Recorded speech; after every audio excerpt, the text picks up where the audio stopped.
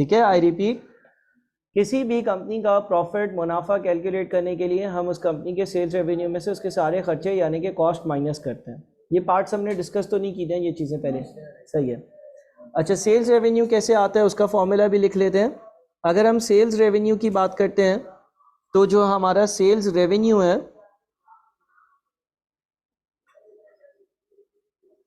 Sales revenue का formula लिख लो, sales revenue is equals to selling price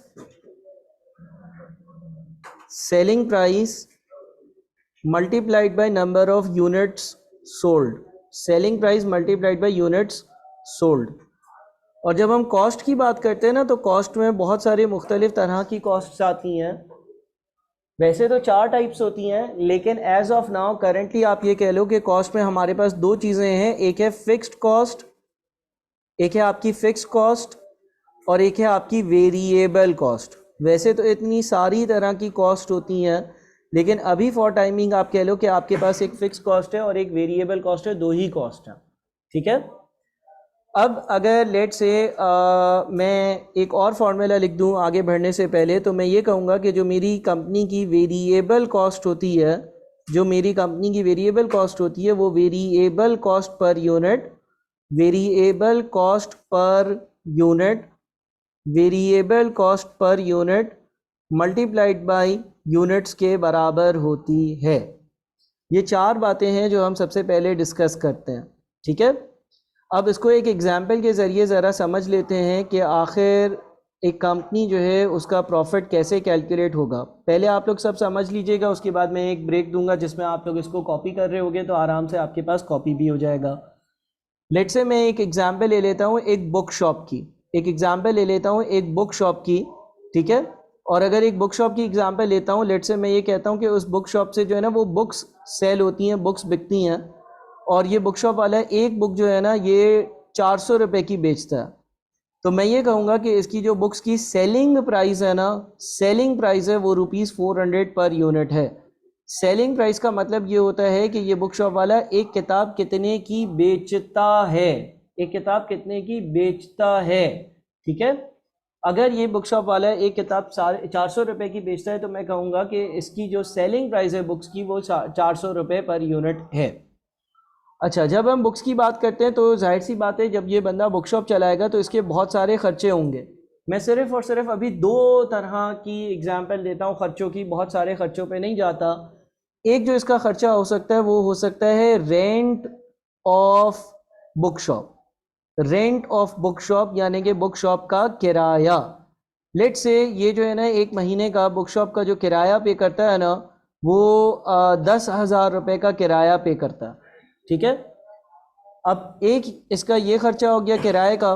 दूसरा आप कह सकते हो कि इसकी जो बुक्स ये बेच रहा है ना उसकी कॉस्ट प्राइस, कॉस्ट प्राइस का मतलब ये होता है कि ये जाहिर सी बात है जब कहीं पर बुक्स बेचेगा तो इसने भी कहीं से बुक्स परचेज करी होंगी, इसने जितने की बुक्स परचेज करी होंगी उसको हम कॉस्ट प्राइस कहते हैं। तो हम एज्यूम कर लेते हैं कि इसकी जो कॉस्ट प्राइस है ना वो है ₹250 पर यूनिट, यानी कि ये बंदा एक चीज़ खरीदता 250 रुपये में है, एक किताब या एक बुक जो है वो 250 रुपये में ख़रीदता है और बेचता कितने में है, 400 रुपये में।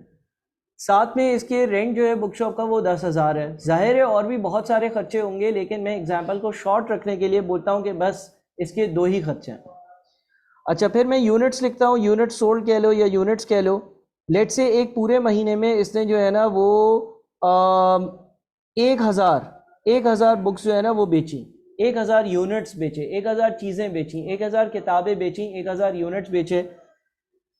तो अगर कोई मुझे ये बोले कि यार इसका प्रॉफिट कैलकुलेट करो कि इस बुक शॉप वाले का प्रॉफिट कितना होगा, तो प्रॉफिट कैलकुलेट करने के लिए मैं ये कहूँगा कि सबसे पहले प्रॉफिट कैलकुलेट करने के लिए हमें सेल्स रेवेन्यू चाहिए। सेल्स रेवेन्यू में से हम सारे के सारे खर्चे, कॉस्ट, एक्सपेंसेस माइनस कर देते हैं तो हमारा प्रॉफिट आ जाता है। सेल्स रेवेन्यू कैलकुलेट करने का फॉर्मूला है sales revenue is equal to selling price multiplied by number of units sold. मेरा जो सेल्स रेवेन्यू होगा वो सेल्स रेवेन्यू इस तरह से आएगा कि मैं एक चीज़, या ये बुक शॉप वाला एक चीज़ 400 रुपये की बेचता है और इसने टोटल 1,000 चीज़ें बेची हैं। तो अगर ये 400 रुपये की चीज़ें बेचता है और इसने 1,000 चीज़ें बेची हैं तो इसका जो सेल्स रेवेन्यू होगा वो 400,000 रुपीज़ होगा।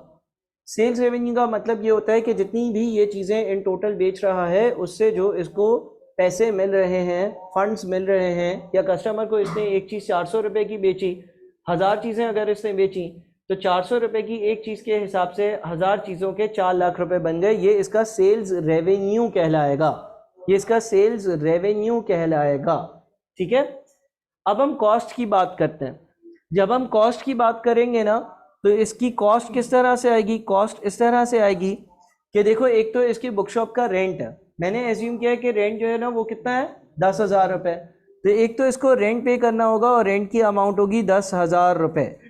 दूसरी चीज़ क्या होगी कि ये एक किताब 250 रुपये में बेचता है, या एक किताब 250 रुपये की खरीदता है, बेचता तो 400 में है ना, कॉस्ट प्राइस इसकी 250 रुपये है, तो इसने जो है ना वो 1000 किताबें कहीं से खरीदी भी होंगी। अब जब इसने 1000 किताबें 250 रुपये के हिसाब से खरीदी होंगी तो इसका मतलब 2.5 लाख रुपए की इसने किताबें खरीदी थी, 10,000 रुपये इसका किराया था, यानी कि टोटल अमाउंट बन गया 260,000।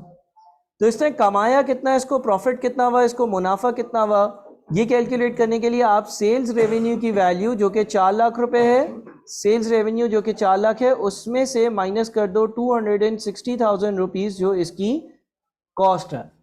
तो इसका जो प्रॉफिट होगा ना वो 1,40,000 रुपये होगा। इसका जो मुनाफा होगा, इसका जो प्रॉफिट होगा वो 1,40,000 रुपये होगा। हम कहेंगे कि यार इस